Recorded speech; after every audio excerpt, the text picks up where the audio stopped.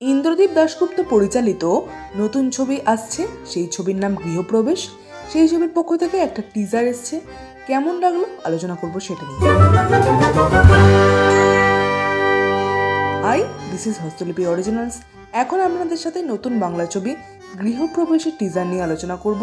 এরকমই বাংলায় সমস্ত সিরিজ এবং সিনেমা সংক্রান্ত আলোচনা শুনতে এবং রিভিউ পেতে আমাদের এই চ্যানেলটা ফলো করে রাখুন এবং নোটিফিকেশন বেলের ওপর ক্লিক করে অল বাটনের ওপর ক্লিক করে রাখুন, যাতে আমাদের ভিডিও সবার আগে আপনাদের কাছে পৌঁছে যায়। তাহলে চলুন ভিডিওটা শুরু করছি। Hastolipi originals, the ultimate filmy dose. Grihapravesh ছবির টিজার দেখে ছবির গল্প সম্বন্ধে যা বোঝা গেল তা হলো, শুভশ্রীর সঙ্গে জিতু কামালের চরিত্রে বিয়ে হওয়ার পর জিতু কামালের চরিত্র কোথাও চলে যায়।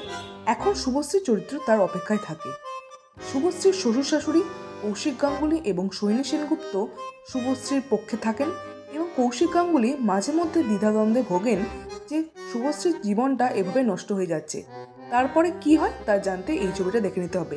টিজার লেভেলে এই ছবিটা কিন্তু আমার বেশ ভালো লাগছে গল্প হিসেবে। এছাড়াও এই ছবিতে অর্থাৎ টিজারে যে ব্যাকগ্রাউন্ড মিউজিক ব্যবহার করা হয়েছে সেটাও বেশ ইমপ্রেসিভ। ছবিটার মধ্যে অভিনয় প্রত্যেকেই ভালো করবেন, সেটা টিজার দেখেই স্পষ্ট। কিছু সিনে শুভশ্রীর অভিনয় বেশ ভালো লেগেছে, আর বাকি দুজন অর্থাৎ কৌশিক গাঙ্গুলি এবং সৈনী সেনগুপ্ত তারা তো লেজেন্ডারি অ্যাক্টর, তাদের আর কিছু বলার নেই। প্রত্যেকেরই অভিনয় বেশ ভালো হবে সেটাই বোঝা যাচ্ছে। এই টিজারটা আমার বেশ ভালো লেগেছে। এখন এই ছবির পক্ষ থেকে একটা গানও এসছে, সেই গানটার নাম মেকপিয়ন। সেই গানটাও কিন্তু আমার ঠিকঠাক লেগেছে, খুব বিশাল ভালো নয়, তবে ঠিকঠাক লেগেছে। ট্রেলারটা দেখার জন্য অপেক্ষা করে আছি, ট্রেলারটা কেমন হয় সেটাই দেখার বিষয়। এই ছবিটার জন্য আমি এক্সাইটেড। আপনাদের এই টিজারটা এবং গানটা কেমন লাগছে অবশ্যই কমেন্টে লিখে জানাবেন, আর আমাদের এই ভিডিওটা লাইক করতে মিস করবেন না প্লিজ।